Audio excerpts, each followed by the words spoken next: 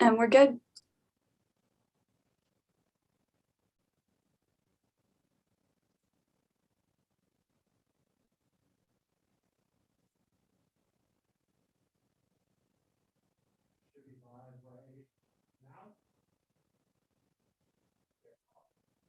Hey everybody, and welcome to the first global REV Robotics Drivetrains Intakes, Launchers, Climbers, and Everything stream. Yeah. I'm Greg, and this is Noah. Hello. And we're going to be here for the next, hour or so. And really, this is about Q&A. So we're here to answer questions. There are some questions that teams have sent in before, and we're going to be trying to work through some of those. But we're also here.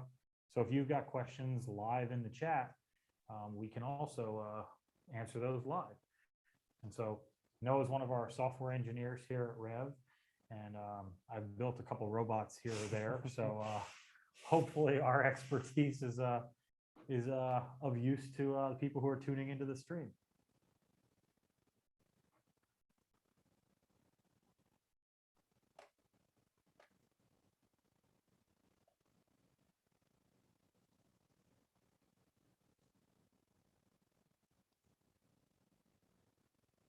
All right.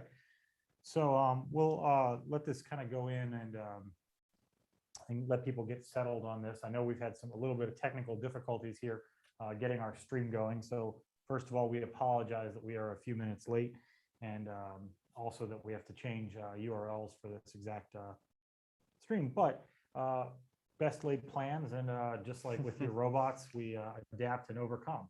So I guess to get started, Noah, do you have any good questions you want to talk while people start putting stuff in the chat? Let's see.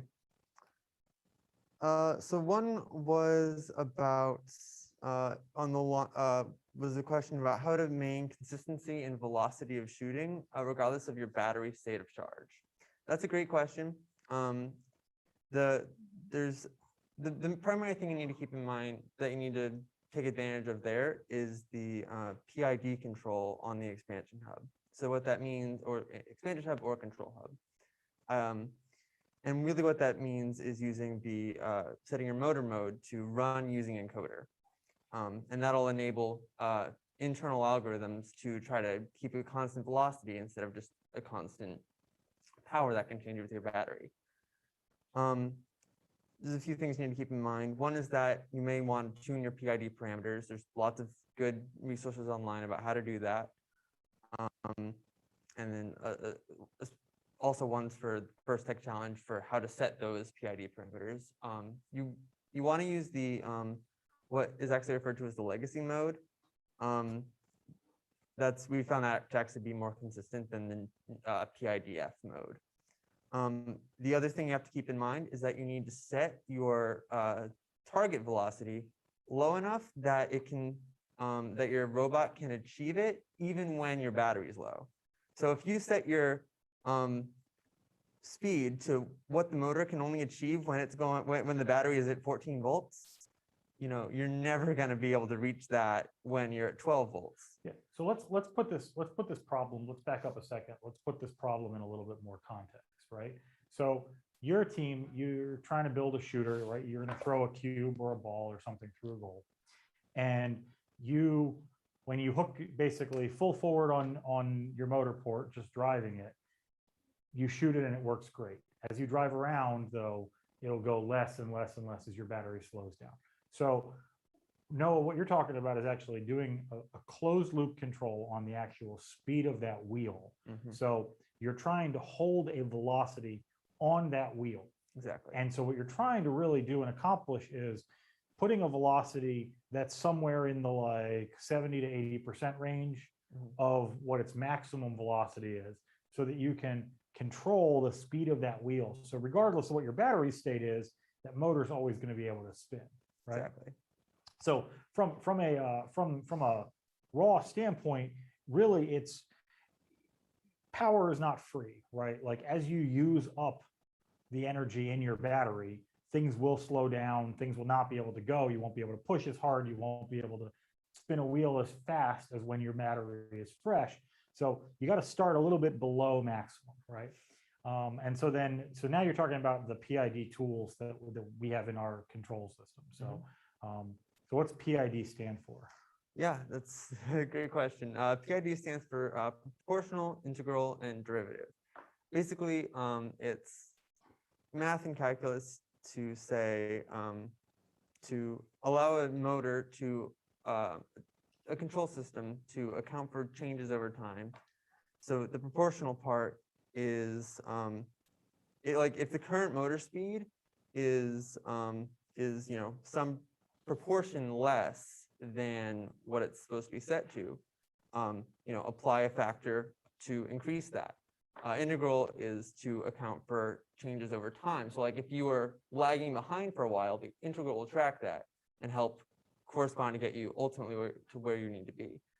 And then the derivative has to do with, I believe, the rate of change, and can help with some dampening effects.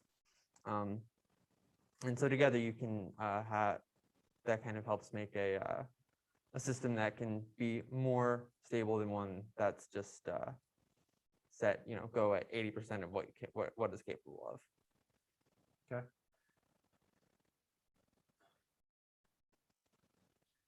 Right. So basically, there's a bunch of different resources that are already out there documenting. Some of them are on our site, right? And then there's some other stuff out there on the web.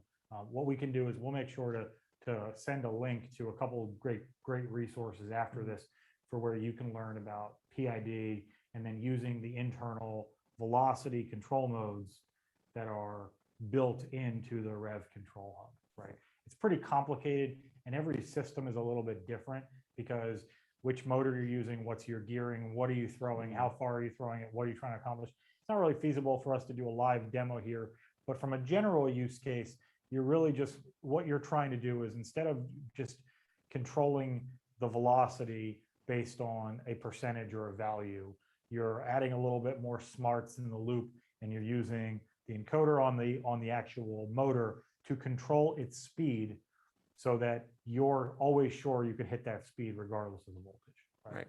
So that's, so again, this stream is all about kind of Q&A. We'll go as far as we can on some of these things, but we really want to maybe give you some overview explanation where you can hear it from the expert directly. And then we will post extra links and resources on a lot of these topics after the stream. So we won't be able to tune a shooter here, but we'll do our best. All right. So what other questions do we have? Also, a big shout out. We've got David and Mac behind the cameras over here, kind of feeding stuff. So you might hear me say, "Hey Mac" or "Hey David," while they're trying to help us get either parts or resources or getting stuff going on the stream. Also, the First Global team is on, the other side, kind of trying to make sure this is going great. So this is truly a remote, collaborative group effort. So, so let's talk about some of the other questions. I see one here from Team Australia about how would you design a passive intake to retrieve objects without a motor, and that's a pretty that's a really interesting challenge. And I know exactly why you're asking that, right? Like you have so many different motors and so many different options on your robot, but sometimes if you're trying to pick up an object, you may want to do it in a way where you don't have to commit one motor, two motors, a servo, or anything like that to it. So I have my little sketch pad here. So the easiest way to do this, just the basics are, if you've got a mobile robot, you always have a drivetrain, right? So my first reaction to this question would be, you have a drivetrain, you have an object, figure out a way to cradle the object, right? So if you've got kind of like an area and then a drivetrain that goes along with it, if you drive wherever the object is, you now kind of have control of it, right? So if this robot were to move that way, you would have control of that object. So I think that's actually one of the easiest ways to do it. There are definitely some other complicated ways to do this. One method is stored potential energy. So if you've got things like in the kit, you've got the like the surgical tubing, the stretchy rubber, you can do things that are spring loaded. So if you're only trying to pick up a singular object, so like within, if you're driving around and you're like, I need to pick up this one cube and that's all I want, it would be pretty easy to design some sort of gripper that's open, right? That maybe has let's see, it wants to spring closed.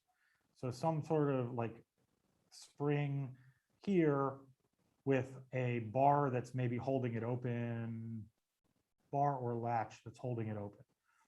I'm sorry for my drawing here. I'm doing this on the fly. But like if you had some sort of mechanism like this, and the spring is trying to pull it together, what you could do is maybe hold this out with some sort of like, simple bar. And then as you drive into an object, this would trip and then your grip would close, right? And it would hold pretty tight. It's based on the force of the spring, how tightly you would be able to hold that object in that grip. But the negative to this is that you can only grip once. So in terms of grabbing things without power, I mean, I think there's lots of ways to do it. It does depend on what type of object you're doing and the frequency in which you would want to do it. But I would take a look at using your drivetrain in ways. So like maybe you have a scoop or a ramp or something that like comes in underneath of something. But then I would also look at using some objects like basic simple mechanisms like springs, like the rubber that's in the kit to help, provide that force to grab and manipulate an object. And I think that's kind of the approach that I would take. It really does depend on what you're trying to pick up and then how often you're trying to do it, things like that. So I think we're good with my sketches now, but yeah, so that's kind of the approach that I would take on that. Makes sense. All right. So next question. Do you have one queued up here? Not really. I'm going through it. All right. I have a great one from Team Cayman Islands about using zip ties. They ask if it's favorable to use zip ties in your intake mechanism. I like to take the approach that whatever works, right? Yeah. And so especially if you've got, the kit of parts that REV has provided to all the teams, if zip ties work for your intake, then zip ties are the right solution. There are many robotics teams that have had zip tie intakes that have performed great. I would argue and say that like the majority of robots in history have had zip ties on them. Well, right? definitely on them somewhere, for like sure. somewhere on them, not necessarily, no doubt. yeah, not necessarily their intake, but somewhere on like the majority of robots, they have had zip ties, right? Absolutely. So yes, in regards to, do you want to use zip ties on your intake? I think that if they work for you, that's great. I will also say the only negative thing about using zip ties as like some sort of sweeper brush, Mac, do we have something for that? Can you give me the paddle wheel one, the orange one made with poly Over here, cord that's right there? So the only thing that I'll say when you're talking about intakes, especially this one uses our poly cord tube in a way, but it's very similar to how you might use zip ties. There's obviously zip ties up here. The only negative is that like things like this will probably not wear out within the context of like your thing, but zip ties themselves are pretty small and delicate. So if you were using a zip tie in a way where it's mechanically contacting things, you're just going to want to think about serviceability, right? So as your match goes on, as you do it more and more, the performance of your intake might change. And that's a kind of a difference, using them versus different materials. But again, if it works for your application, it's the right choice in materials. There is pretty much no wrong choice when it comes to building robots. I guess similar question from while we're talking about intakes. Similar question from Team Canada about what material offers the best grip for an intake system. This is one you have to experiment in. In all the years of FIRST games and robots and things, I've been involved with FIRST for more than 20 years. I think that there's not a universal on exactly what the right thing is to intake. It's very dependent on, are you picking up a foam cube? Are you picking up a hard plastic ball? Is it a big ball? Is it a small ball? How quickly do you need to intake? A lot of the parameters about intakes, just talking about this from a very, very high level, are very, very driven by what you're trying to do, right? Are you trying to pick up one object? So like we just did a bunch of concepts for the new FTC game that just launched this past weekend. And in that game, you're only holding a singular, it's not this, but you're only holding a singular object at a time. The parameters for that intake are very, very different than the parameters for an intake where for a game like the 2019 FIRST Global game, where you're going to pick up a bunch of balls to do something with it, because what are you trying to do with it after you've picked it up? At a very high level, I really like the idea of being able to pick things up quickly and do things, but it does play a different role whether what happens to it after you pick it up. You can grab it, you hold it. Are you going to use the same intake to spit it out and score it? Is it going to go to some type of conveyor, serializer, arm, shooter? What else is on the robot? So the kind of what material is best for gripping, what's the right style, whether it's like a flapper arm one like this, or it's like a bunch of wheels or anything. The style of it really depends on what the object is and what you're going to do with it after the fact. Right. The easiest intakes are by far when you're trying to manipulate game objects that you only have one to manipulate. So if you wanted to pick up this cube and that's all you had to do was just mess with one object, those are by far the simplest, because most of the time you're not going to have to convey or do much to it after. Your intake can be the other side of the object.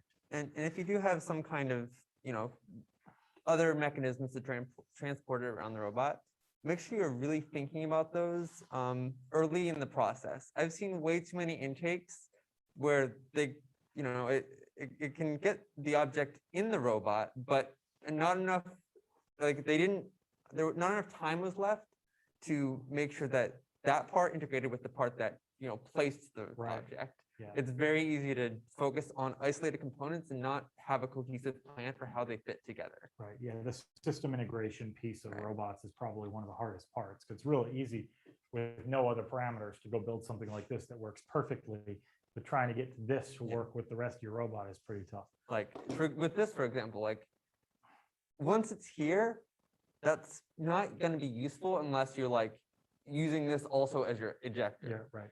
Because there's no way that you can hook anything within that little enclosed space. But what I will say, to that is I always start with something like this, where you want to independently prototype and prove out your ideas, because you don't know what you want, whether it's an arm, an elevator, an intake, a shooter, or something like that, until you've actually built your prototype. So building standalone prototypes like this first, even if you take these apart and scavenge them for parts, that part of the process probably saves you a bunch of time later on when you're talking about system integration. Absolutely.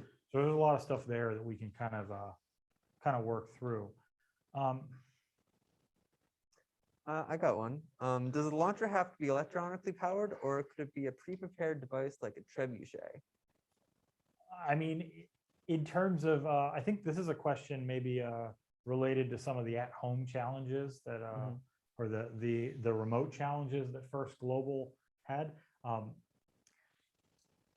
don't know. Maybe we're not experts on the actual challenges themselves, but from a practical perspective, a shooter is a shooter, right?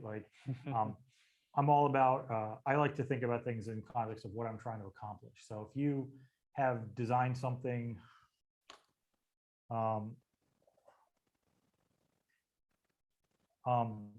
if you've designed something that works like a trebuchet, I think that something like that's probably going to be okay. But the point here too, the cautious piece I'll be is that, anything that needs to be reloaded or is storing a lot of potential energy might be something that you want to make sure you're very safe around, because you don't want that to Right. you don't want to get a finger pinched in there or like have it come Yeah, that wouldn't down. be fun. Yeah, I think, and certainly, similar, rather than trebuchet, you could also do something like a catapult, where again you're using the surgical tubing, which is great because it's really flexible and allows you to control how much energy you're storing with it. By changing how tight you're tightening it, or how much material you're leaving as slack and that kind of thing. okay. I do have a clarification from First Global. We've got the technology communication going on here. There are no restrictions within the First Global rules about the type of thing and how to shoot them. So if you've got to build, you have to build the 4 tasks or a drivetrain, an intake, a launcher, and a climber. Those are the 4 challenges. And so for the actual launcher itself, you have to launch a certain item, a certain height and distance, right? So if the easiest way for your team to accomplish doing that is a flywheel or a motorized device, awesome. If you want to do a trebuchet or a catapult or some other thing, that's okay too. I mean, let your imagination run wild. So my only closing thought there is, it helps. Another thing to consider is reloading speed. Like it's probably going to be a lot faster for a shooter to spin back up from after shooting a ball than it is to make a motor like rewind up your catapult spring. Yeah, right. It's about, so you have to think about those kinds of trade-offs. All right. So let's take some questions on some other topics. Let's talk about drivetrains for a second. Drivetrain selection. So, hey, Mike, can I get the drivetrain up here? Do you want the I mechanical? want this one. Oh no, never mind.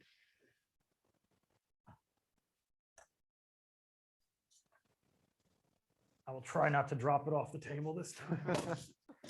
So let's talk about drivetrains a little bit. So obviously the most important thing about a drivetrain is that it is functional, reliable, accomplishes your goal. One of the new things in the First Global kit this year, and we posted a video about this a little bit ago, we kind of gave a whole bunch of new parts for this year. And those new parts are related to a lot of this channel structure stuff that we added to our ecosystem. And this drivetrain that you see here is kind of our base drivetrain, right? So this drivetrain, you have all the parts for it. You have a step-by-step build instruction guide on how to build this. This is just a 6-wheel drivetrain. It's pretty maneuverable. It's got the 4 grip wheels in the front and then the Omni wheels in the back to kind of effectively shorten the wheelbase so it turns really well. And it's a really sturdy start. So in terms of how to pick your drivetrain, just like shooters and anything else, a lot of it comes down to what you're trying to accomplish and what your challenge. This is obviously quite a big drivetrain, and this drivetrain is going to be driven through differential steering. So you're going to turn one motor on to go one direction, one to go the other direction. If you want to turn, if you want to go forward, they're both going to move in the same direction, and then backwards and just like that. So it will be maneuverable, but this will steer kind of like a tank, right? Like where you're adjusting the speeds of the 2 sides of these to get there. There are lots of other types of drivetrains out there. Things like holonomic drivetrains, where you're using these Omni wheels and maybe you want to be able to move sideways in any direction. Really, when it comes talking about the specifics of a drivetrain, you really have to determine, first of all, what you're trying to accomplish. What level of mobility do you actually need to accomplish the thing? Will a basic drivetrain work for you? And then you also have to think about the size. Are you going to have to maneuver in very small, tight spaces or big stuff or things like that? And then I'd say the last consideration is what's the load that you're going to put onto it. If you were going to try to take one of the orange totes and mount it on top of the drivetrain to help deliver something in your shop, or, you know, when I was growing up, I always wanted a robot that could help me clean up my room, right? So it's like a robot, I could put all the stuff that was out in my room and put it on there. You know, you want to think about how much weight can it actually hold. And that's, you know, just different considerations. But if you're not sure about what drivetrain to build, I think one of the best pieces of advice is to build a drivetrain, drive it around, try it, learn from it, and then evolve from it to figure out what were the pros and cons of the thing that you previously built. And from that point forward, then you'll have a little bit more knowledge and experience both on how to build and design a drivetrain, but also maybe what are the things that it was not good about. So that's the nice thing, is that the first global kit has this instruction set in it. Mike, I think it still has the instruction sets for some of the other drivetrains from previous years that you can still build. So there's like 2 or 3 drivetrains that you have step-by-step build guide instructions for, and all the pieces. I would suggest picking one. I think this one is a really good one to start with. And if you started with this one, you'd be able to modify, configure, change this. You can change the gearing with the ultraplanetary. You can change where the wheels are. So you could change its speed. You could cut some of this structure and then have a really short wheelbase. There's a lot of flexibility in this that's already here, that it's a lot easier if you're really unsure to start with something that's known to be really good and then modify it for exactly what you want. So like you could take these back rails off, you could shorten these center rods and make this thing narrower. I mean, there's a lot of different flexibility that you can do within drivetrains. So, yeah. I like your advice about starting by having something, figure out what you like, what you don't like, what you're looking for, so you can go on with the more informed opinions. You know, one of the best things about engineering is, especially in like stuff like this, is that you can be totally open, right? Anything works, right? Build a shooter, build a drivetrain. Like the world is so wide open, but that's also a problem, right? It's when you have too many choices, a lot of times design is all about what are the things that I can immediately eliminate right now so that I can help sculpt this decision. Because if I've got a million choices of drivetrains, if I can literally say, okay, no, it needs to have 6-wheel drives. All right, now I've got 10,000 types of drivetrains, right? And then if I can say, oh, it has to carry 30 pounds or 15 kilograms, now I have 100 drivetrains. And so you're always about trying to eliminate and cut things down so that you have the potential to do it. So like in this year's drive challenge, you have to drive a figure 8, right? So how big that figure 8 is and how big your course is, something like this would definitely drive your figure 8.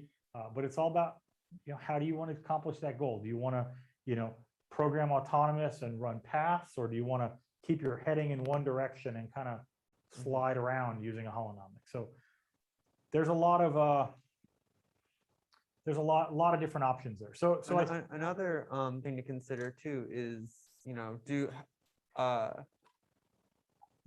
how much precision do you want to be able to have when you're doing like turns and things? So if you didn't care about how much, if you didn't have to move a lot of weight or need to have a lot of traction, one option would be to like replace these wheels with more Omnis, right? And now you've got it turning perfectly on the center, and you've got a really nimble robot. You're giving up some traction, but that could be a good option for a smooth looking figure 8. Well, that also brings up a question. So see a question from Team Australia about what's the benefit of a drop center wheel? This is a pretty common thing in robotics. A lot of times drivetrains like this that have 6 wheels, the center wheel will actually be slightly lower than other wheels. And the reason for that is it's all about turning, right? So one of the biggest challenges about like a 6-wheel drivetrain is if you've ever tried to push one of these sideways, there's a lot of, it takes a lot of extra force to push this. So you want to be able to turn about the center of your robot. So sometimes if you drop your center wheel just a little bit, it causes your whole robot to rock. And the rocking on your robot will allow it to just be stationary on these two wheels or these two wheels. And so you're effectively on four wheels. I don't actually like that. And there's really not a great way within our system to do drop center. But what we do instead is we like Omni Wheels, right? I think, so all of these wheels are at the exact same level because they're all the same diameter. By putting Omni Wheels here, you're effectively doing the same thing. As Noah was saying before, you could put Omni Wheels here, you could put Omni Wheels in all the spots, right? But the idea wouldn't advise that. would not advise that, but not having to do a drop center, I'll make sure that whatever your intake is always at a static height, and whatever your shooter is always at a height. And I think that flat is generally better. You don't see vehicles that have drop centers. I guess tanks maybe do a little bit, but ultimately we don't recommend the drop center, but we do recommend drivetrains and configurations that allow you to turn within the framework of the actual drivetrain itself. So let's look at a couple other, let's look at some other questions. Well, there's a lot of drivetrain questions. There are.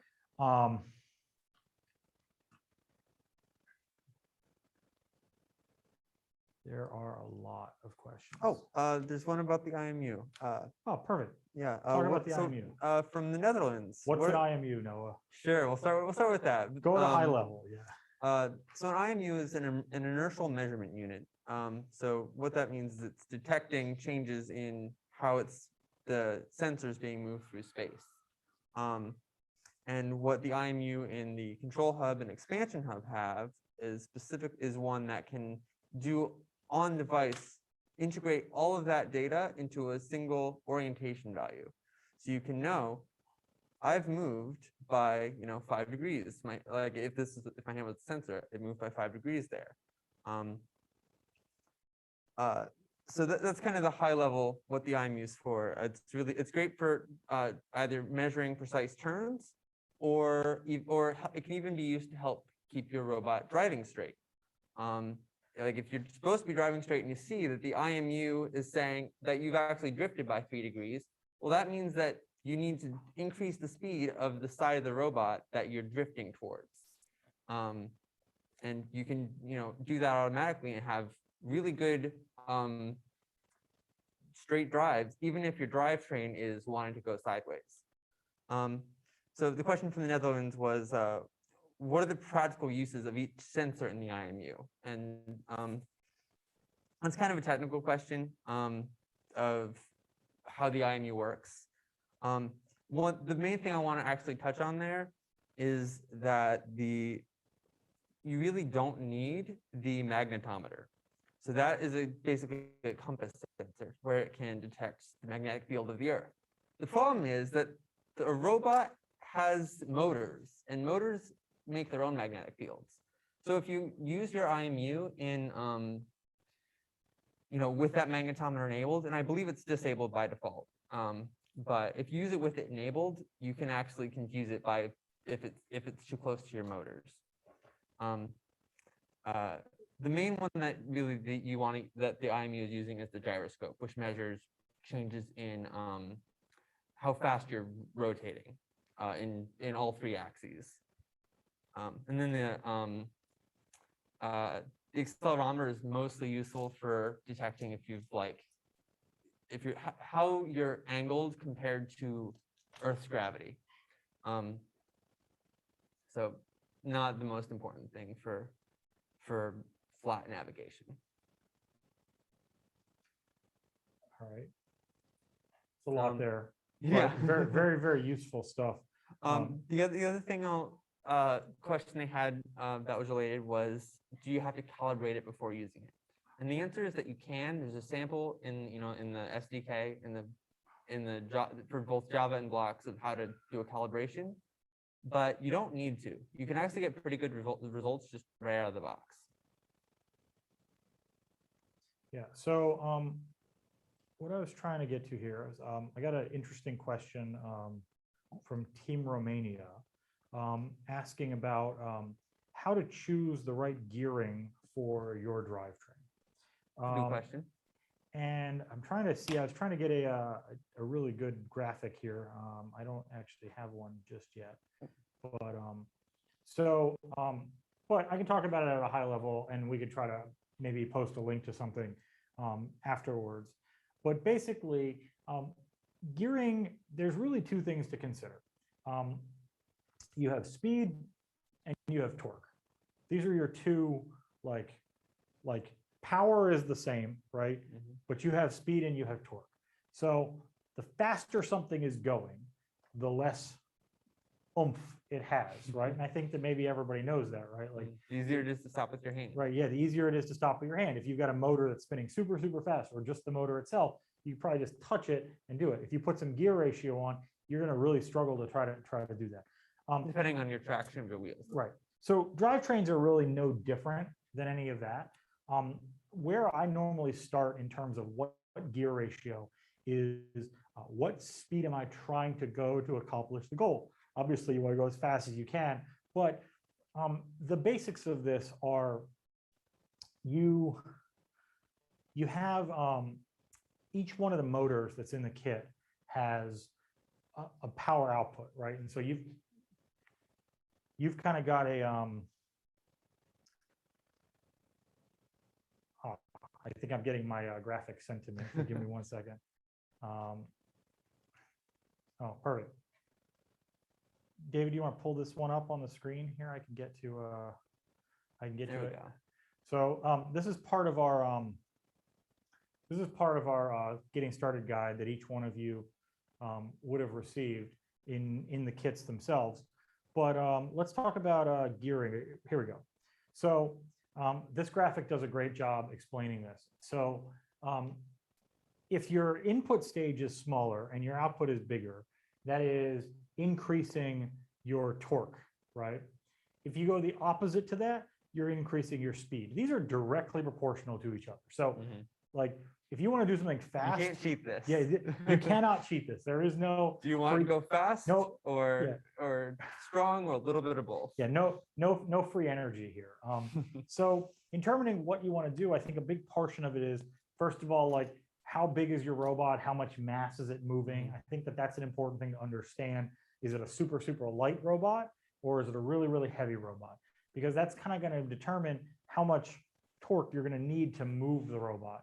I think for the most part, anybody building a robot with our stuff for the first global challenges, you're going to have to do the gearing kind of on your own. The good news is you're probably not going to break anything. So if you can try stuff and figure it out, but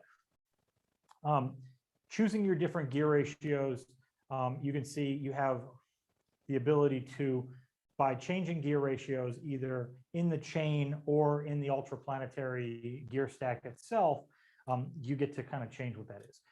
I like to recommend that a pretty good, and there's a really nice chart here that kind of talks about like what we recommend and kind of where you recommend it for. So if you'll notice, like a single cartridge, which would be like 3, 4, or 5 to 1, we don't recommend those for drivetrains. It's just far too fast. But when you're talking about your intakes, or you're talking about your flywheels, that's where great. For drivetrains, most of the time you're going to be with the 2 cartridges, which is either going to be 12 to 1, 15 to 1, or 20 to 1. And you can see like 12 to 1 is on the faster side of things, 20 to 1 is on the more balanced side of things. This drivetrain that I have in front of me, by default, we normally say about 20 to 1 is where, if you're not sure, go with 20 to 1. You can obviously add the 3rd stage and get it to 60 to 1, which is 3 times the amount of torque, but only 1/3 the speed. Or you can kind of play with it and say, okay, well, instead of 20 to 1, I'm going to go to 12 to 1, which is a little bit, in the proportionally, right? This is just simple, multiplication and division. So 12 to 1 is about, it's a little less than 2x the torque, but a little bit less than, you lose about 40% of your torque, but you gain about 40% of your speed. So you kind of get that in that range. But I think that generally for most teams building drivetrains, sticking with a 2-stage ratio, either 12 to 1, 15 to 1, or 20 to 1, you'll be in pretty good shape. Yeah. Also, this guide, there was a printed version of it in your kit this year, but there was also, this is also online, and so you can kind of refer to this. There's obviously a lot more that goes into this. There's things about like what your current draw is going to be, making sure you're not pulling too much current from your battery. That goes into this. But the reality is sticking to some general guidelines and understanding that you have to choose between speed and torque should help the conversation deciding about what gear ratio you need to choose for your drivetrain. Right. Depends on what you need to do and what your constraints are. All right, let's pull our next question. David, I think we're good with this graphic.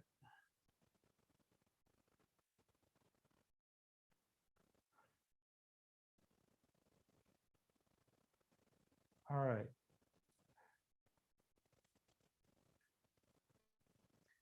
All right, so from the chat, I see Turkmenistan asking about, you have old motors from previous years. Is it okay to lubricate? How long can we lubricate them? So the motors that were in the previous year's kit, let's kind of talk through that for a second. Let me see. Because those aren't legal, are they? I don't. For competition. I'm looking for an old year's motor, which I'm sure I can get. Oh, here we go. Perfect. Thanks, Mike. See, this is the magic of being on camera. Like everybody, you just ask for something and it just comes in from the side screen. So old year's motors look like this. They had a gearbox on the front and the actual motor on the back, and they were a single ratio.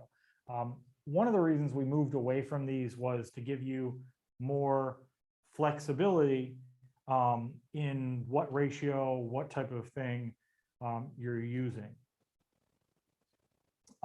These are, I'm getting clarification if they're, okay. So if you did not get your kit this year or it's still in transit, you are allowed to use previous year's kits to accomplish the challenge. So if you have one of these and you do want to lubricate it, I don't think it's necessarily going to be required to lubricate it. We have teams that have been using these for many seasons without having to lubricate them. If you felt like you had to lubricate it, I think there's two important things to point out. The first one is do not lubricate the motor, right? The motor itself, so there's the gearbox on the top and the motor on the back. Do not lubricate the motor, right? Also, you have electronics here that you want to make sure that you stay away from. So you can lubricate the gearbox if you really want to, and you can do that by removing the 3 screws on the face. This cover will come off. You can put a little bit of a grease in there and then put the cover back on. That's as far as I would go with it. I really don't think you probably need to lubricate them, but I also, knowing that these products and these motors and things are all over the world, I don't know, if maybe some of the stuff has gotten rusty or where it was stored or things like that. So it is possible there is grease on these already, but so you can do it. Just be very, very careful when doing it.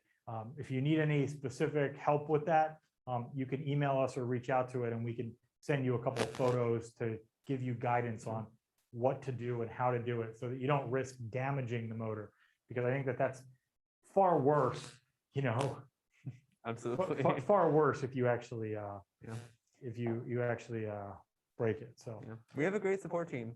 Reach out. So I think that covers that. So good questions.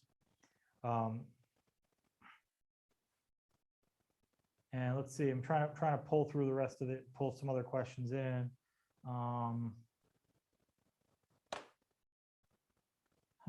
There are so many questions. So many. Mike or Stephanie, maybe you guys want to pull some highlight questions out of this list and send them to us so that we can help you get some extra eyes helping to sort some of these.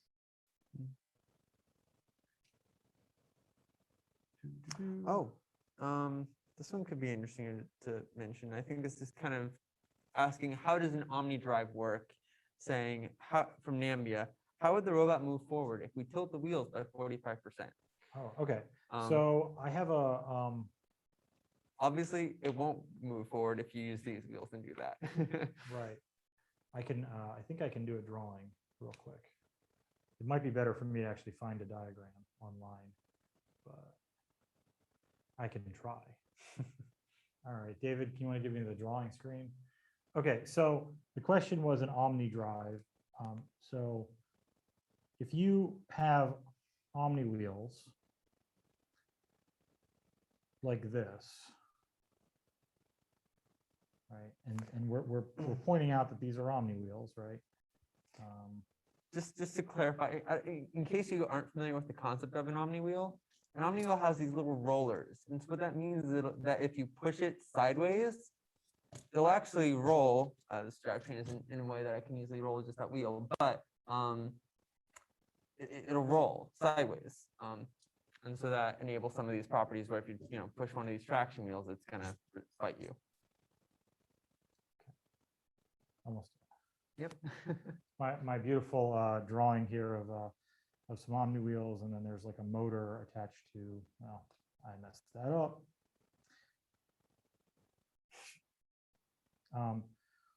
Just watching Greg draw, this is going to be Entertaining. I can already tell you that the memes are coming.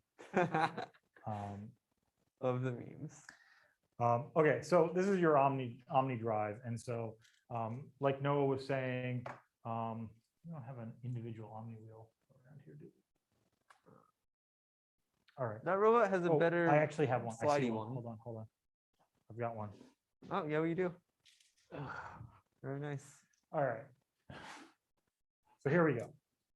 So this is an Omni wheel. It's still got the hole for the axle in it, so you can mount that directly to a motor, right? So when you spin the motor, the Omni wheel would spin. But the nice part about this, we're going to take this one away, is when the Omni wheel is on a flat surface, it will also roll really well that well. So all these little tiny rollers will roll in different orientations. So now to my drawing here for a second. So Okay, they couldn't see any of that. yeah, they can. They have the picture in picture. Okay, there's a light blocking that corner of the screen, so I can't see any of Trust that. me, it is there. No, it is there now. So you're talking about, well, if this is, let's put a frame around your robot here. Let's say that this is the front. Okay, so if you wanted to move in this direction, right, what you're doing is this wheel would be rotating this way, and this wheel would be moving that way, right? And so what happens is they're still kind of giving a force vector that is going towards the direction that you want to go, but the rollers are slipping as it rolls forward, right? So it's moving forward and translating at the same time. So, but here's the nice part. If you notice this, it's kind of symmetrical. It's a square. So if you wanted to move forward, right, all of the four wheels are moving like this. So they're all kind of moving in the same direction as you're going, right? Well, let's talk about the nice part about that is that if you wanted to, instead of going to the front, you wanted to go this way, right? All you have to do is change it. So now the wheels are just spinning that direction. I did that right. Yep. Okay. Yep. So the nice part about this is that you can now map this. So without actually rotating the front of your robot, you can go forward, you can go back, you can go left, you can go right. And then the in-between version of that is you could go at an angle, right? In any direction, right? If you kind of use that same plotting, a diagram like this is really helpful to figure out like what exactly, I mean, you can see right there, like if you wanted to go diagonally, you could actually just not completely disable the two corner motors, and then the other motors happen to be aligned with that, with the direction you want to go. So you just move both of those forward. yeah. So if you wanted to go, let's say that you wanted to go diagonally, just like Noah said, erase some of these doodles. Literally, if this one's going forward and this one's going forward, and these other two are not on, the robot is going off at in this direction. right? Yep. And so this is pretty easy to do in software. This is actually one of the easiest ways to get a robot that can move any direction. Right. Now, here's some negatives to this. So first of all, you're not extremely efficient at transferring your torque to the ground, right? Because you're taking a lot of energy that's getting wasted by kind of spinning these wheels. The other thing is that this works really, really well on extremely flat surfaces, right? If your robot has any sort of like, you're going over an uneven surface or anything like that, and one of these wheels comes off the ground, your robot might not be going in the direction that you want it to go. And so that's kind of a challenge, because you really need really great contact of all four of these wheels at all time to make the robot do the thing you want to do. For those people who are familiar with mecanum wheels, this is actually very much the same idea as mecanum wheel, except those are a specific wheel where instead of the wheels being mounted at 45 degrees, the wheels themselves have the 45-degree rollers built into them. That's not something that's in the First Global kit, but it's something that if you're doing research online or YouTube or whatever in terms of robot mobility, you probably have stumbled upon mecanum wheels, and you might have even seen them on the REV website, and you're just like, how come we can't have those? Well, and one thing I want to follow up on that is I noticed someone on here asking about which one they should use, I think, and the answer to that is Omni Wheels, because mecanums aren't in your kit and therefore aren't allowed to be used for First Global, unfortunately. Right. Oh yeah, if you're trying to do holonomic, but you're not sure what type of holonomic to use, yeah. Well, then the only options in your First Global kit would be either to do a holonomic drive. You can do this with 3 wheels, or you can do it with 4 wheels. Unless you got really complicated and tried to like spin your motors with a servo or something, build a swerve drive. But the reality is that if you want to do holonomic inside of First Global, doing an Omni drive like this is going to be the easiest way to do it. Yep. All right. So I think that covers that.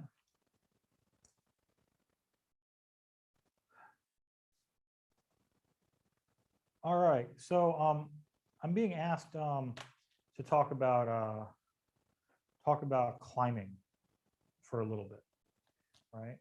So let me see. I don't know, David, do you want to?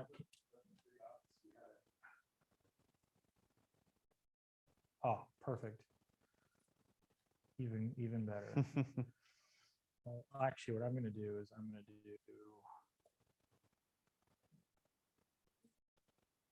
Okay. Okay. Perfect. All right, I'm good now.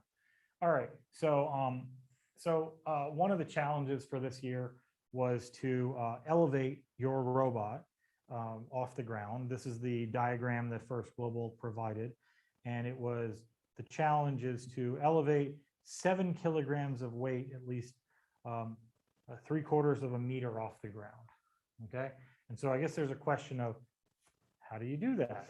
Now, first of all, it doesn't actually say that it has to be a robot, right? It can be just as long as 7 kilograms, but that's a good amount of weight. So 7 kilograms is 15 pounds for us US people. So let's talk about a couple ways to do that. So whenever you've got a climbing challenge, and I'm going to assume that this is climbing in the context of like you're hanging your robot, meaning you drive up to it, grab onto the bar and lift yourself and hold. Okay. So I always look at this in steps. So step 1 is, how do you get a hook or a grab or something like that on that bar, right? That's step 1. Step 2 is then, how do you pull yourself up? And then step 3 is, how do you hold that position? Because a lot of times games will have rules where you need to be hanging after the buzzer, right? So you want to hang and hold. And so let's talk about those challenges. So, I mean, ultimately hanging, there's really not that big of a secret here about hanging. It is the exact same conversation related to power or torque and speed as we talked about for drive motors, right? So you have motors in your kit. I'll grab this one. And when these motors start, they're around 6,000 RPM. And they've got very, very little torque when they're at 6,000 RPM. So I'm gonna make some numbers really simple here. So it's 6,000 RPM. Wow, try for free. Cool. This is a new piece of software. So 6,000 RPM. Let's see if I can slide this over. Nice. Okay. And Matt, can you look up real quick or tell me what the torque of the motor is in free speed? Sorry. Yeah, one person asked, you know, should we be using core hex motors or HD hex motors with ultraplanetary for this? And I think the answer is either. The answer is either. Right. And we'll get to that in a second. So sure. This is the HD hex.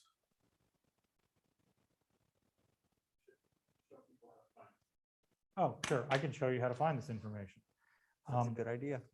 So if you go to docs.revrobotics.com and you click First Global, you'll notice there's all these different guides and things like that. So there's one in here called the motor guide. Maybe? Or is it the building system guide here?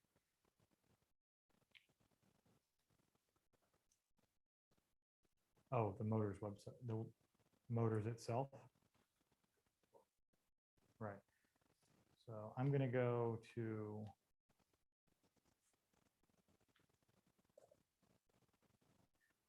wow. This is like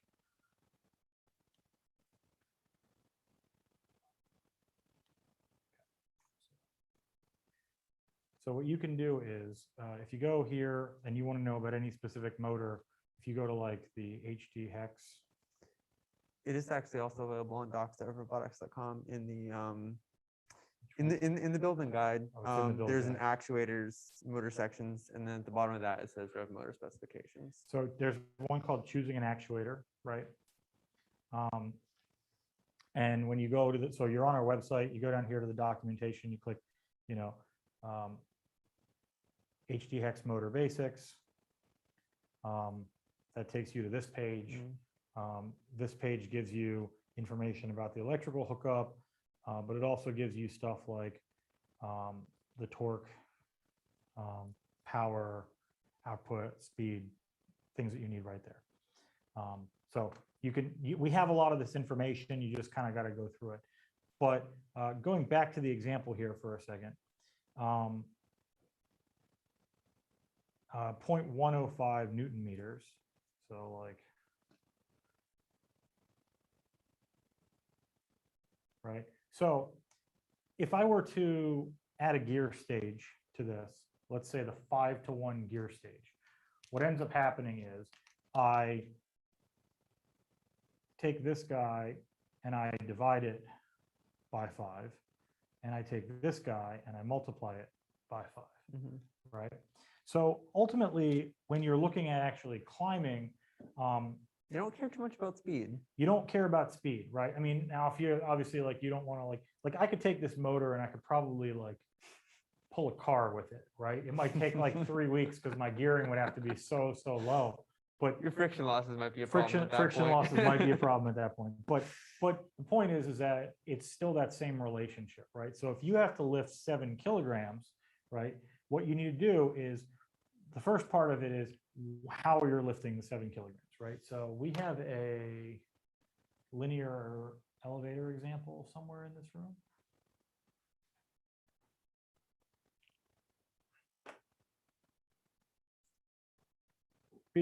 Cheers for the L's. Thanks, Matt. So I use this example as a good one because it kind of shows a couple things that are at least worth seeing. So the first one is this is an ultraplanetary. This has 2 stages on it that are, so this is 20 to 1. This is actually pretty fast for this application. but it Speedy uses, elevator. but it uses a pulley on the other side to wrap the string around, right?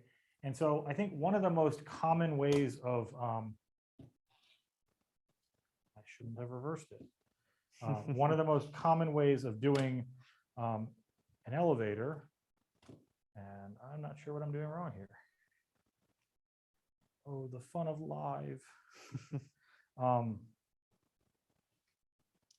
It's because this is a spring-loaded example. Oh, So I'm fighting the actual spring load. But one of the easiest ways to do a lift is to actually have some sort of string or cable wrapped around an actual pulley or drum, right? So if this is your way of doing it, you need to figure out the diameter of the drum, right? Which ends up being part of the torque equation, right? Because torque is equal to force times distance. Right? So basically, if your force in this equation is your 7 kg, and the distance here is actually the diameter in this situation of your actual drum, right? You need to know the torque that you can generate. Well, this 105 Newton meters is the torque in this situation. So it's pretty easy to reconfigure this equation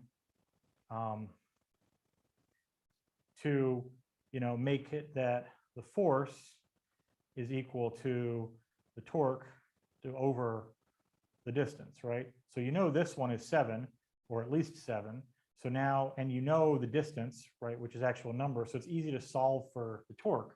So if you solve for the torque, it'll kind of give you the gear ratio that you actually need. Now, this is 100% efficiency in this situation. This doesn't take into account loads or dynamic loads or things like this. This is the sorry, I'm neglecting wind resistance part of physics. well, so that section will give you the torque, but then you do have to convert that to, to your gear ratio. Right. That is a separate. Right. conversion. Well, but the thing is that if you've got the torque, right, and you have your starting torque that you can start with here, you can then solve what the number is. Right. You need to Exactly. multiply your motor's torque by 2 equal. So if your torque had to be equal to, let's say 10 Newton meters, I don't know what it is, right? You know that to get to there you have to multiply by at least 100, right? So your total system ratio would have to be 100 to 1, right? Now you can get to, reductions by adding stages to your ultraplanetary, but we also have gears and sprockets that you can use to also get those ratios. So the largest ratio, single stage ratio for a gear in your kit is like this 15 to 125, which would be right around 6 to 1. I think it's 6 point something to 1. So you multiply. So when you're creating gear ratios, it's all about the multiplication. So if your first stage of an ultraplanetary is a 5, and then you add a stage 4, you multiply those 2 stages. So that's 20 to 1. If you took that 20 to 1 and then added another stage of gear reduction on the end of it, that's another 4 to 1, right? You're now at 4 times 20, right? So you're getting even to 80 to 1, right? So it's pretty easy to get into the 100 to 1, 150 to 1 reduction.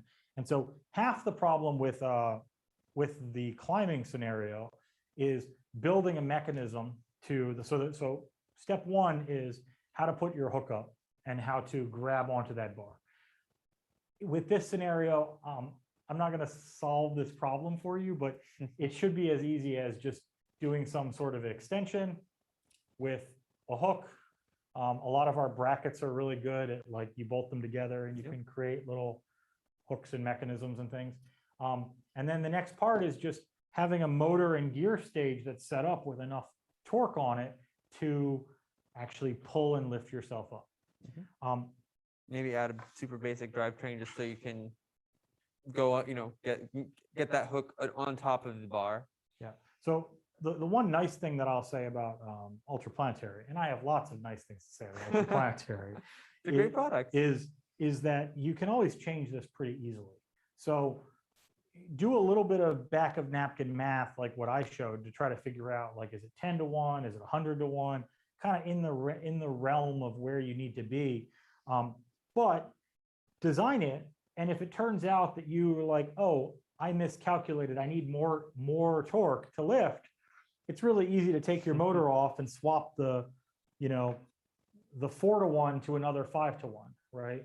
Or one of the recommendations that I like to make to teams is that if you're building with a stackable planetary, try to design the system of where you think you need to be right in the middle. So like if you use like all 4 to 1 stages for the ultraplanetary, right?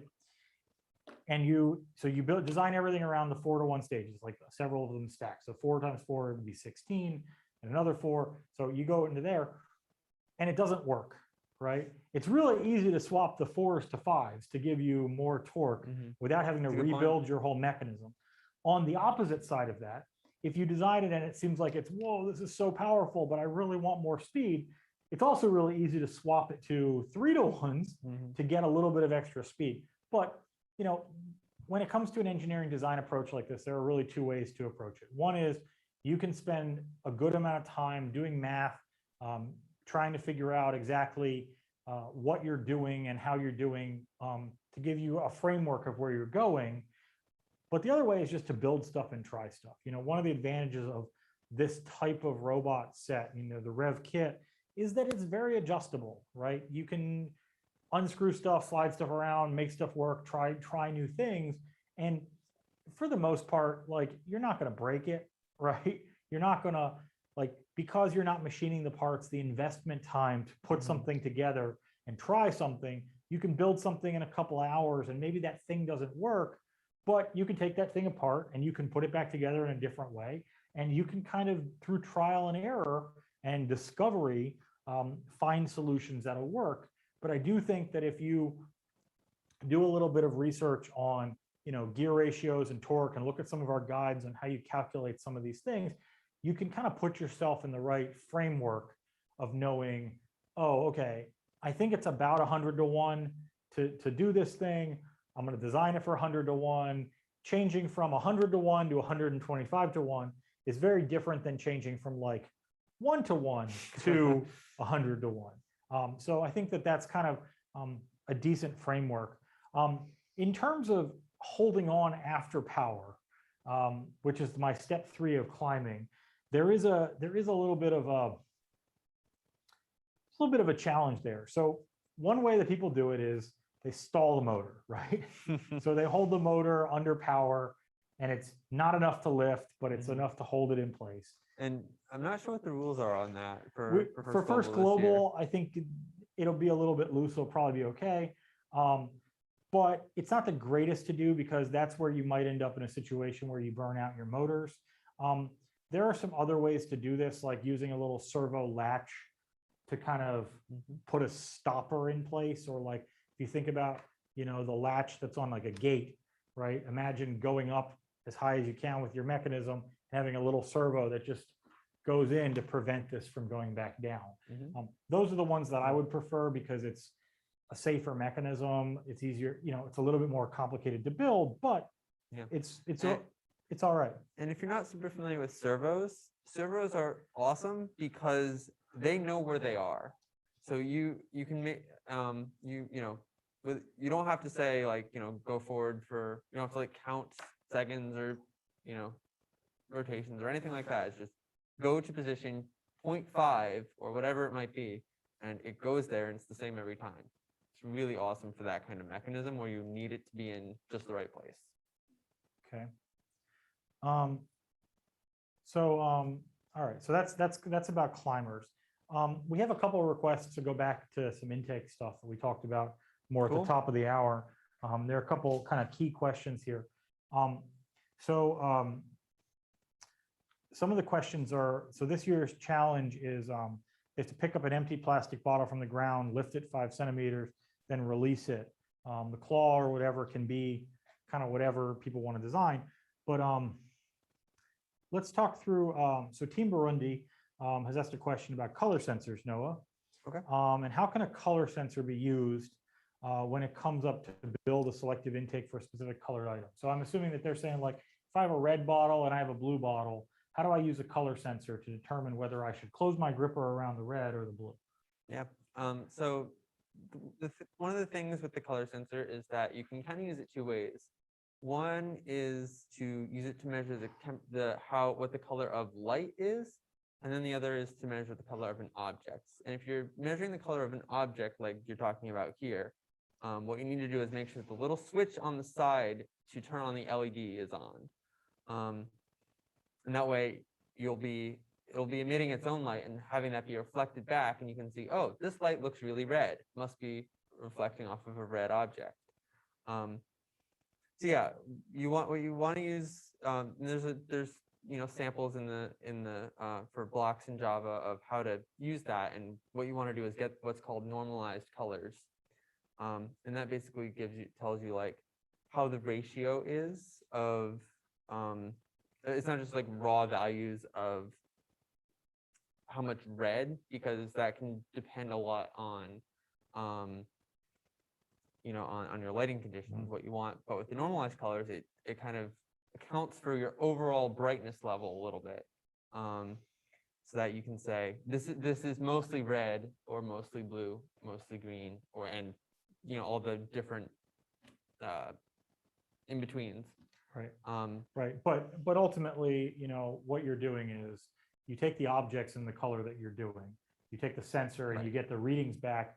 Once you've started up the color sensor, there's a way to read out what the color sensor is seeing onto your driver hub, right?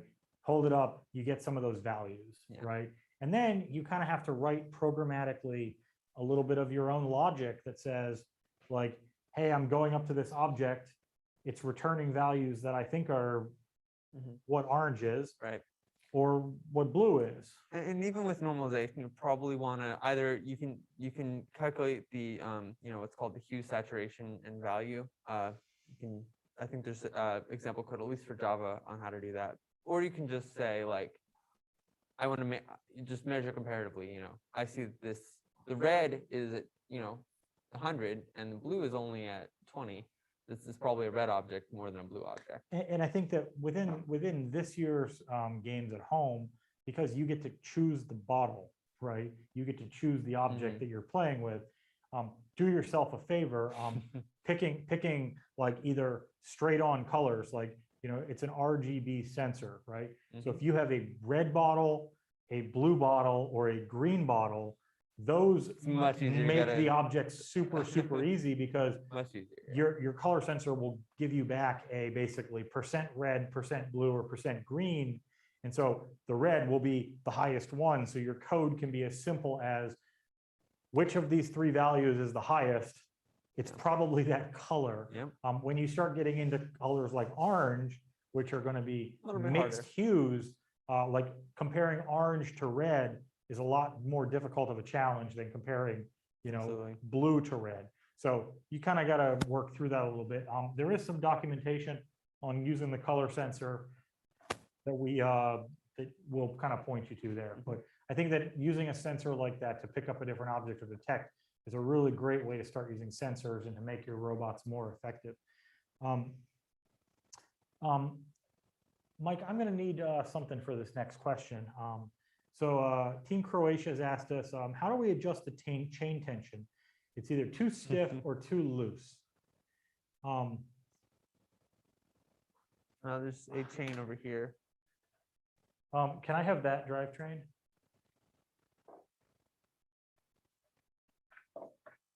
Thank you. Thank you, sir. All right. Okay, so I'm going to do the best I can on this. I know we don't have like a super close-up view, but we have this little chain right here. And so I think what the main thing that the question is really about is, let's start by understanding chain at a very high level, right? Chain is every 1/4 inch of pitch, right?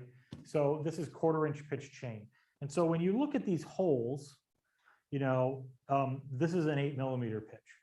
So unfortunately, the pitch of the chain and the pitch of the holes don't exactly match, which means you're not going to find it perfectly. Also, when you have any sort of gear reduction, right? So sprockets of different size, the center to center distance is not going to fall equally on these holes.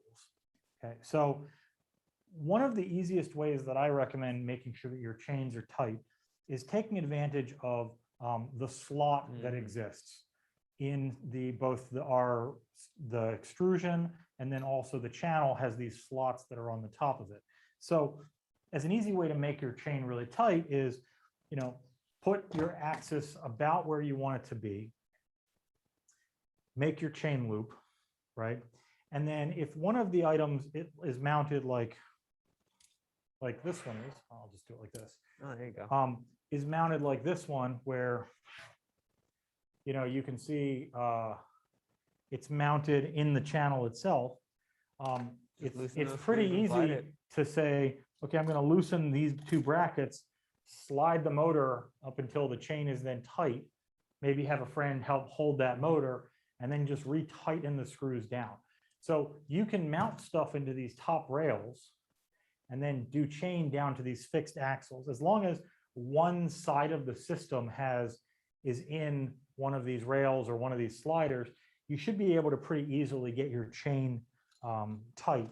And the exact same thing actually can happen with gears too, right? You need to make sure that your gears mesh, right? So if you have a gear mounted, and there's some gears here, if you have your gears mounted and you want to make sure that the gears mesh, if you have them mounted in the actual extrusion, you can then slide these gears around to make sure that they mesh, and then you lock them down. Same thing with belts and chain. That's one of the things that we've done very, very intentionally in our system, is to give you this ability to infinite adjustable so that you can always get your chain tight, or your belts, or your gears and things like that. So that's my answer.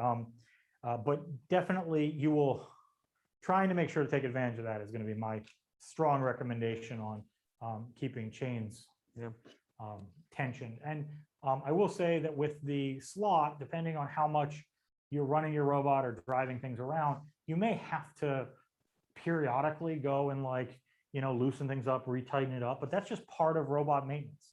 And so we'll kind of go from there. I don't think I've ever seen a robot that didn't need regular maintenance from these competitions. I think competition robots probably always require maintenance. I'm sure there are robots in the world that are maintenance free. Of course. But yes. In these competitions though. All right. Let's ask the question. Team Ireland asked, what are the advantages or disadvantages of using the claw kit provided versus the gripper you build yourself? I don't know that we actually have a claw kit in this room. Honestly, it's just a starter thing. So the claw kit provided in the claw kit provided in the kit is a really, really basic claw, right? It's a servo. It moves two white flaps. It does not have any grip material on it, so it doesn't hold real well, but it works, right? It gives you an opportunity to grip something, and you can then experiment with. There are holes on it that allow you to bolt other things, other brackets, other things to it. You can wrap it in the surgical tubing or put a little grip material on it. So it's just really that it exists, right? So a lot of stuff that we do when we're putting a composite together of what's in the first global kit each year, we don't know exactly what you want to build, right? So we put things together in a way that you can have maybe an easy solution, and then that also will give you an opportunity to try new things. Look at this special delivery. Right. Hey, Mac, do you want to grab the 4-bar claw that's also on the table by this and bring that in?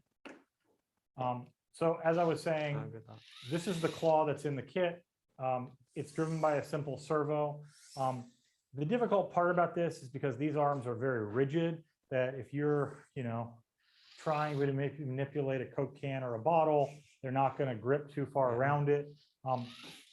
The holes that are in here are on the same 8mm grid. So all of our brackets and other things will mount to them. So you can actually make these, design something, but you can also You can totally design something completely custom too.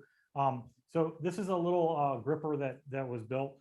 This uses a servo also, but it also uses a piece of our stamped rod as a linkage, right? And so sorry, I have a black shirt on, so it's hard to see this. Let's move that one out of the way, Noah. There you go. And so this one, find the right view for camera here. I'm going to put it down. There you go. So this has a servo, and as you can see, as you twist the servo, it acts as a gripper. So for something like a bottle, this might be a cool design because you can open this thing up. Now you've got this big wide area, whereas before you had that tiny little space that you couldn't really customize. Like you can make it smaller, but not bigger. Yeah. And then also, like as you close this around, maybe you can even put pressure on that. So this is just an example. So in terms of advantages or disadvantages in using the one that's in the kit, the one that's in the kit is cool. It exists. It was actually one of the first products that REV actually made, and it works. But you know, if you've tried that and experimented with that, I would recommend trying and maybe build something and see if what you can build is better. This is a cool claw that one of our interns built this past summer. This is a 4-bar linkage claw, and that gives you a lot more flexibility in terms of grabbing things. And you can do this. It's still using the same servo gears, but in this case, they're mounted on instead of, you know, molded onto those gears. But what's nice is that this is it's actually really hard to rotate. There you go. Is you'll notice that as it goes in and out, these two surfaces remain parallel. So you're gripping from the same thing as opposed to the changing angle with like the one in the kit. So there's some nice advantages to that too. So Ireland, I try the one that's in the kit and then see if you can design something that's better. That's my recommendation. Yep. It's the advantage of it is that it exists and you don't have to design it yourself, but depending on what you need to do, you can really do something better potentially. So That's custom. I'm gonna leave these here. And we can take some photos of this stuff and put this stuff online if people want to see these. Last question from Nicaragua, and this is maybe I should have even started with this question, but what types of intakes are there, right? I think we've covered quite a few of them during this talk already. There are grippers and grabbers like this, where there's a more kind of pinch movement. And then there are roller intakes where there's a bunch of wheels or flappers or, yeah, you can give me that one. Where there's a bunch of like wheels or flappers. These are not in the kit, maybe in future years. Like this, so you can kind of roll things in, and that's just powered by a motor. This one is a one-sided, so it goes up against a flat surface. That's a pretty easy one. And then there's also even simpler things. This is just a flapper intake. So this is a piece of the white plastic you have in your kit attached to a shaft and a motor, and all this does is spin. The way to intake an object is infinite. You just, a lot of this just comes down to scoping the project. So if you know the bottle that you're going to use and you know exactly what you're going to pick up, try a few different things. When it comes to intakes for competition, when hopefully we get back to an in-person event next year and there's more competitive where you're competing against someone else, the trick with intakes is how quickly can you grab something, right? You know, you don't want to spend half the match sitting there trying to grab the object. You want to be able to go up quickly, grab it quickly, and have control of it so you can then do whatever you want to do with the object that you've grabbed. And different intakes have different pros and cons. So your team has to decide what you value in terms of, you know, what your goals are. And then once you've determined your goals and once you've tried and prototyped different things, you can make a decision based on what's best. So that's kind of where we're at there. Let's see.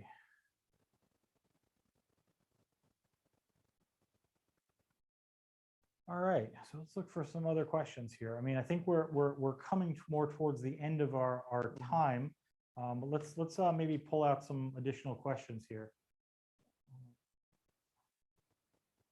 To kind of close out maybe the intakes.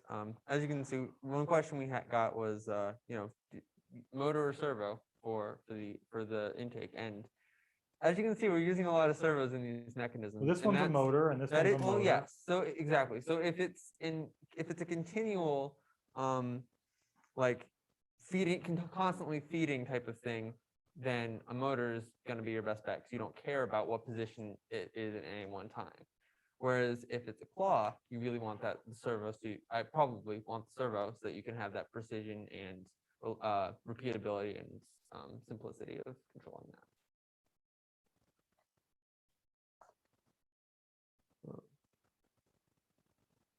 All right, so I think we're going to close out our discussion here by maybe switching to the launchers challenge, right?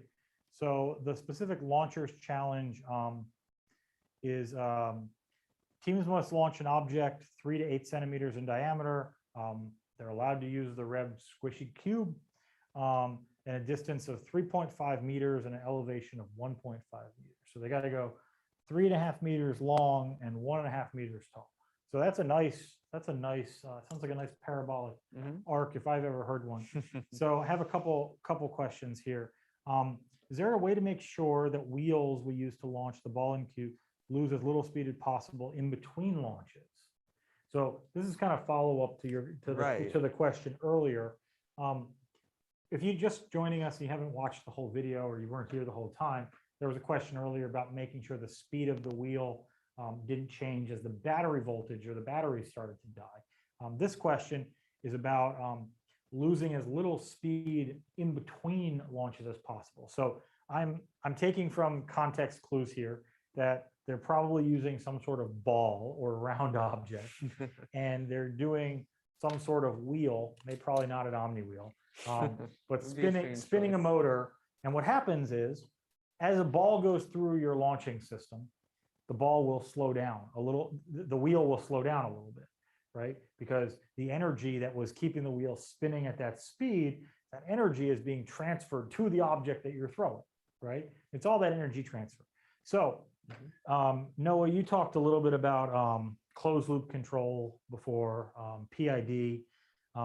It's the same thing, right? For this type of challenge? Yeah. Yeah. So really what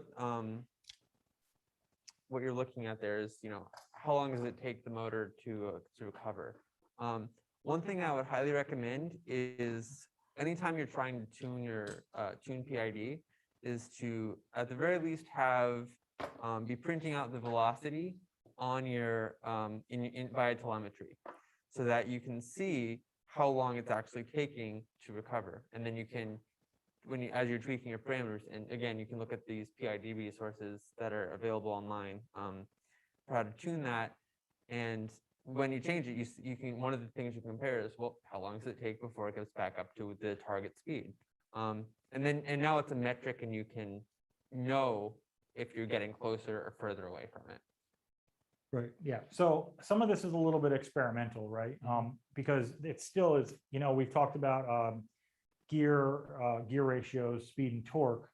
It is very much the same thing, right? A flywheel is actually one of the most interesting ones, because you want that wheel to be spinning reasonably fast to make the object go far. But when the object goes through, if it efficiently transfers its energy to the object, the wheel is going to slow down, and the higher the speed, the longer it takes to spin back up. So it's kind of a balancing question. You can definitely use closed loop control, it's velocity control, right? And do that. I will say that one of the nice things you could do also is you can experimentally tune your system, but if it's possible, maybe you put a timer inside your robot to know, like, if you've got a servo holding back, the next ball that he has to go through for the next shot, you can use the RPM of the actual wheel Right, yeah. to tell it like, hey, wait a second, don't let the second ball Right, go in yeah. unless the wheel is up to speed. Like right? you don't even, and you said timer, but I think you meant like using like you can print, you know, how fast it's rotating. Um, and yeah, that's a great way to make sure that you're not gonna, even if you have to wait a second, better to wait a second than to lose more speed and not have it get to where it needed to go. Right. Whenever I break down games or challenges, I always talk about points per second, right? How quickly can you score? And I think that the balancing object is obviously you want to be able to optimize your throughput, right? And so that is how many motors can you put onto it, you know, finding the optimal velocity, the hood, all the other geometry of the robot to make sure that works. But once you've optimized it, that it's about to, as good as it's going to be, the next piece is just making sure that every shot that you take is the highest percentage shot to go in. So if you can do something in your code to say, okay, I am not going to let it shoot the next shot until it's up to speed, even if it's 2 seconds slower, you know, you're probably still going to be on the other side of like, oh, if I'm shooting with 100% accuracy and it takes me 5 seconds a shot, you're probably doing better than the person who's shooting at 2.5 second increment at, you know, 30% accuracy, right? So you have to kind of do that balance on your own. And then the lower their accuracy, you're also going to have to go pick up those game objects and things like that. So you kind of have to work through that yourself, but there are some closed loop control things you can do to not only help it recover by doing like PIDing to a specific velocity, but also making sure that it's always going to shoot at that velocity. Actually, something we didn't mention on PIDing to velocity. PID, when you're trying to hold velocity, if the wheel diameter dips below the target velocity, it will accelerate to try to get past it, right? So if your wheel is spinning, the target velocity of your wheel is spinning in the like 70 or 80% of the maximum velocity of your wheel, and that's where your target shot is. In order to recover, the PID has that extra 20% velocity on top of the wheel to accelerate it back faster. Right. So yeah, you even want to maybe leave some margin from a not so high battery, so I can still have some recovery. But the idea is that the lower that you are on the percentage velocity scale that you can take your shot, the faster you'll actually be able to recover, because the slope of the line, based on if you're at 50% speed and you can slam it to and you drop to 25%, and then you can immediately give it 100% power, you'll get back to the 50% velocity much faster than if you're just, oh, I'm at 100% speed, I drop to 25%. You can only go as fast as you can. Another way of thinking about it, I think, is don't rely on your motor to give it all it's got to be able to launch the thing. Like Greg said, maybe plan for 50%, and then gear it. You know, of course, you have to balance with torque, make sure that you're not going too far in the direction of speed. But you can use gearing to really help it go fast. And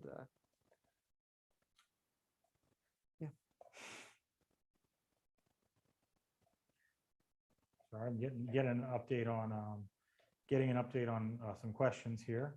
So let's talk about the next question. This one's from Team Iran. It's how do you calculate the launcher speed, right? So you know, calculating the speed of the launch. This is the exact same thing as gear ratios, right? It's what's the motor speed, what's the gear ratio on it, and that's the wheel speed. It's very difficult, and robotics competition teams all over the world have challenge with calculating the exit velocity of an object through a wheeled shooter, because the transfer of energy, the transfer of energy from the wheel to the object is something that varies based on the mechanism. I don't have a magic, you know, unless we literally just like built a shooter and shipped it to everybody, tuning that or giving you an answer. But some easy rule of thumbs are, if you build your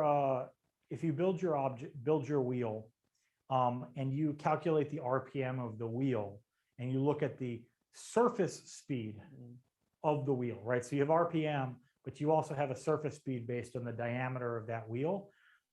if it was 100% transfer of energy from the wheel to the object, the V0 of your object is somewhere south of the tip of the surface speed of the wheel. If you take a look at the, like, just like Noah was saying before, if you print the velocity out to your driver hub, you take a shot and you look at what RPM it dips down to when it exits, the velocity of your object will be somewhere between your target velocity and the velocity that the wheel dips down to when it exits your robot. And so if you're plugging this into like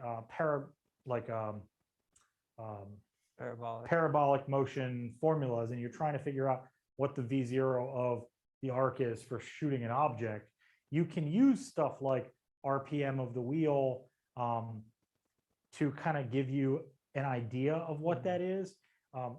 It's really very, very experimental, to be honest. Like the best way that I've ever done this is just through a lot of tuning, training, taking video, right? Set up a fixture where you can see your shooter, you can see where it's going, shoot video, put a couple hash lines in the background so that you can, you know, look at a frame and say, okay, how much did it move between this frame and this frame? There's some free software online that I remember from years ago that allowed you to actually like import a video and actually would tell you that type of stuff.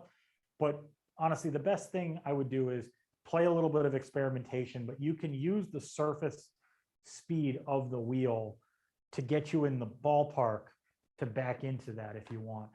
There are some elements in terms of like the moment of inertia of the wheel and the system and how much total energy you're imparting. There's so many variables. There are so many variables.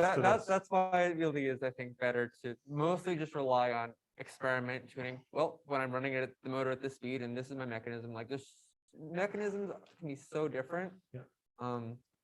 You're better off just like seeing how high and how far it goes.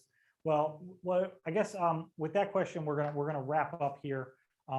We've really enjoyed talking to you for the last hour. We've really enjoyed seeing everything you've been building. I know some of the teams are very active on social media, bring a smile to our faces. Every single time we come in, you tag us and stuff, tag First Global or REV Robotics on social media. We wish that we could have come together this year. It's been a couple of years since we've been able to actually gather. We're hoping that as the world's improving, we will get to do that again in the future, whether it's next year or beyond. But REV is always here as a resource for you, as well as the First Global crew. So if you've got any questions, further questions or things like that, reach out through First Global, reach out to REV Robotics. We're always here.